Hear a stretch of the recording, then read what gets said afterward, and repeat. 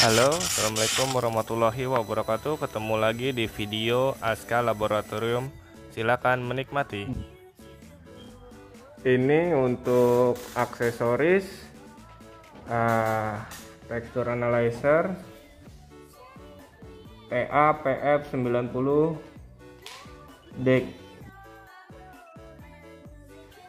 Ya, ini kita sudah melakukan tes sebelum membuat video ini, jadi agak sedikit ada lem di sini. Nanti sebelum kirim kita bersihkan. Nah, ini untuk yang di atas. Nah, ini berada di bawah sini. Nanti kita buatkan videonya. Kita memakai sampel solasi ini dan lakban coklat.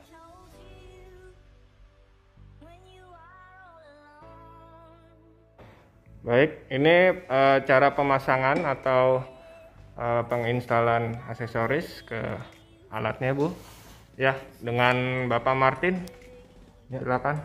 Pertama kita lepas dulu bagian adapter untuk menghubung probe-nya, karena kita tidak menggunakan probe yang kecil, jadi kita lepas saja.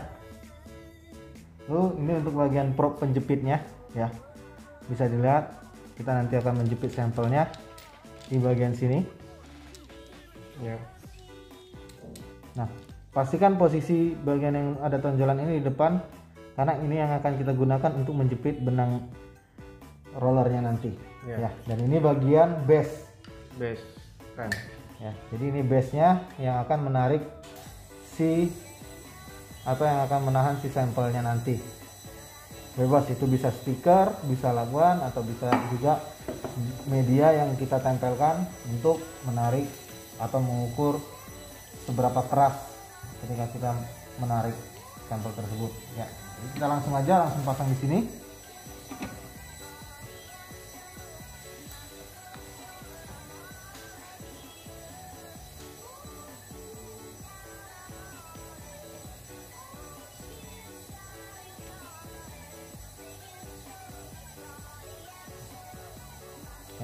Mendekati agar lebih enak, kita pastikan posisi depan, lalu yang bagian tengahnya ini kita kencengkan.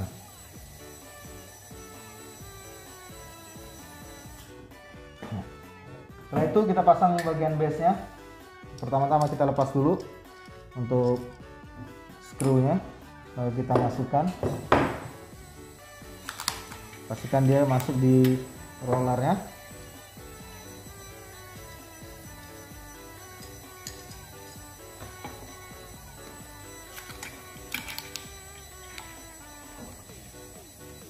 Nah, setelah itu baru kita pasang base-nya.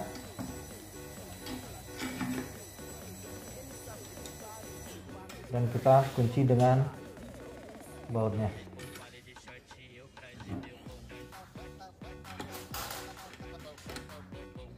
Terserah arahnya mau kemana. Mungkin lebih enaknya untuk bagian tali yang akan kita tarik, kita mulainya dari kanan. Ya, mau dari kanan atau kiri itu terserah, bebas. Tapi kalau mau lebih gampang, kita taruh posisinya di kanan karena ada rollernya untuk menarik si sampelnya nanti. Oke, untuk pemasangan dia seperti ini lebih dahulu, lalu kita nyalakan alatnya.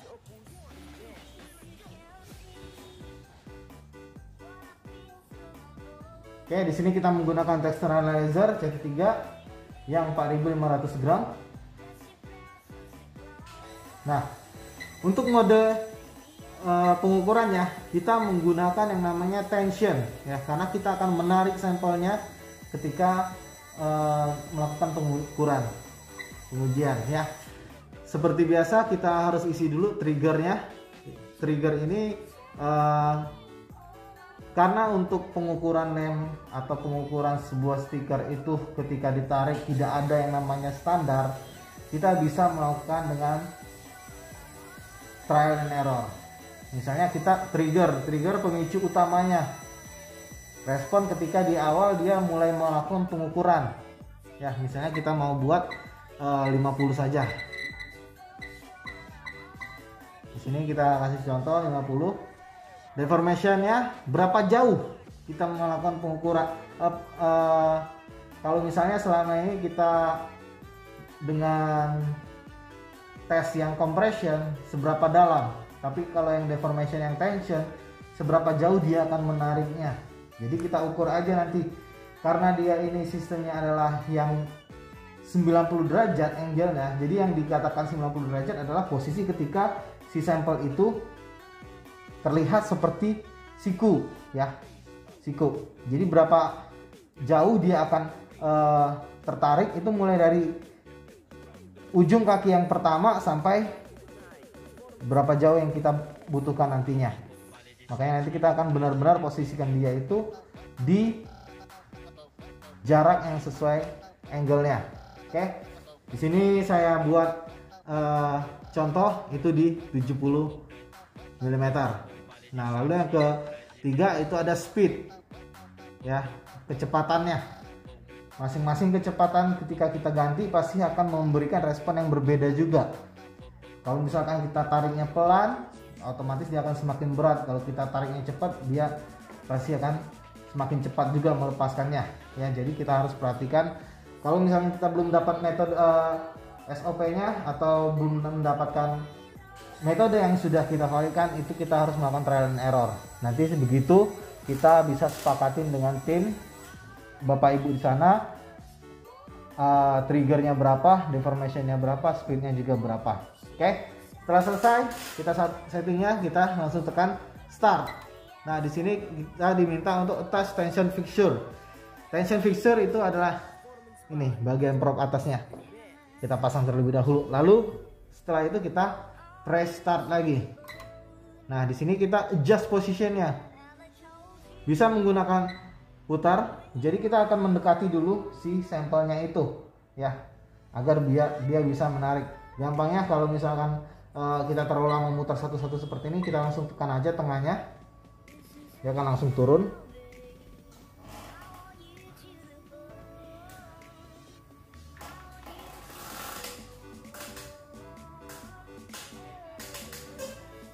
Oke, kira-kira segini. Nanti kita bisa ukur berapa banyak sampel atau berapa panjang sampel yang kita butuhkan. Misalnya itu adalah stiker atau lakban atau isolasi. Ya, di sini kita pakai sampelnya itu isolasi.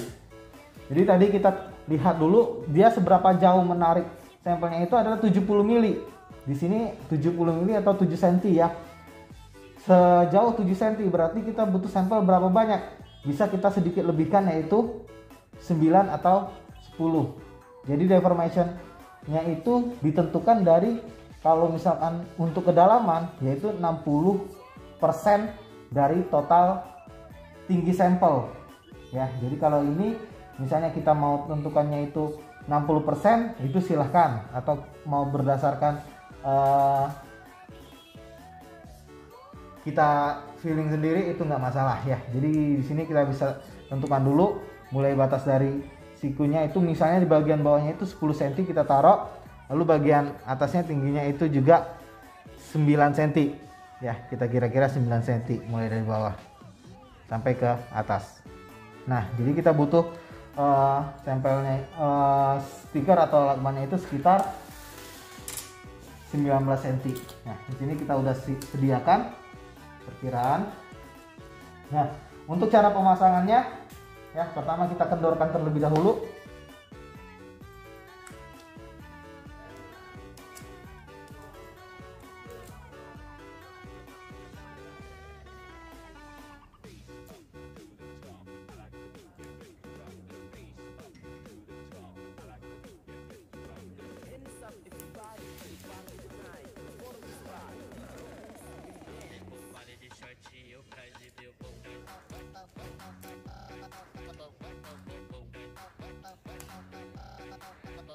Nah, setelah kita udah siapkan sampelnya,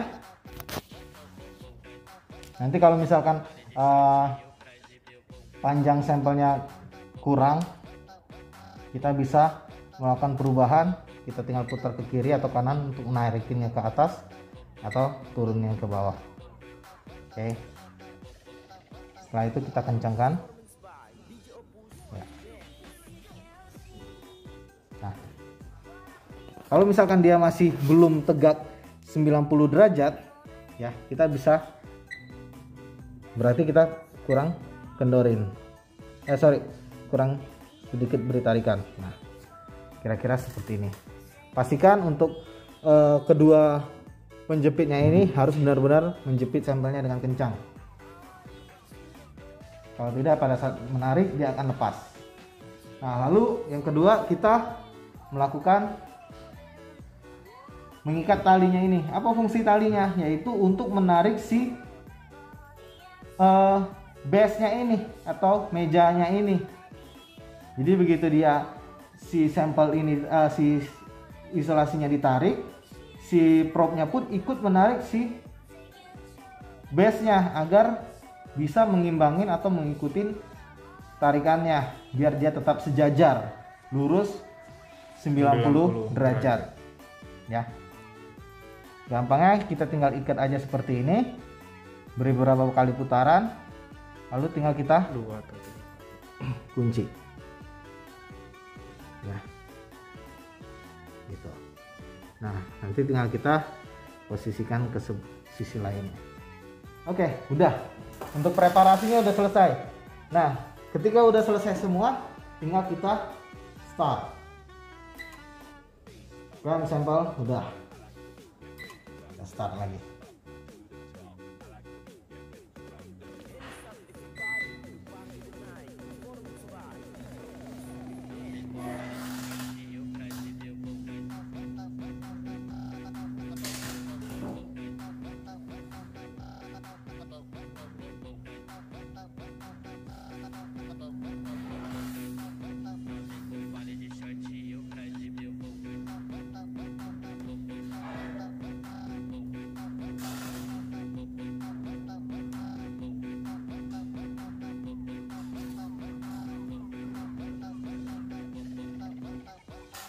Oke, selesai.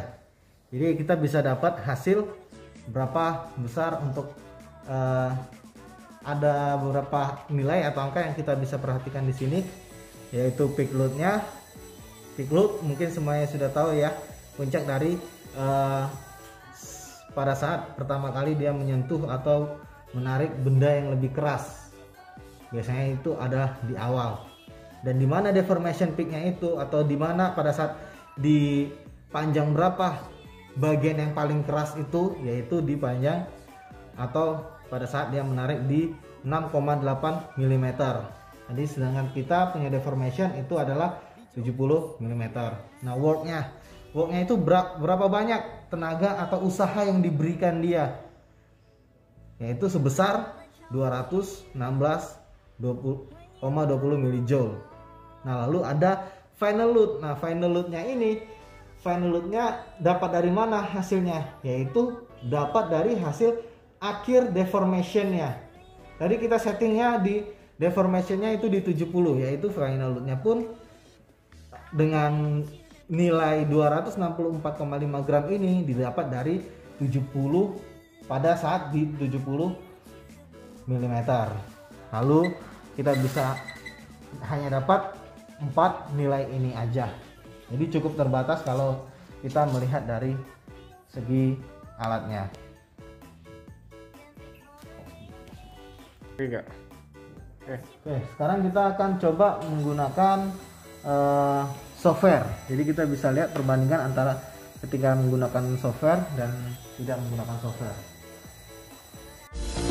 Video berlanjut ke part kedua. Sekian, terima kasih.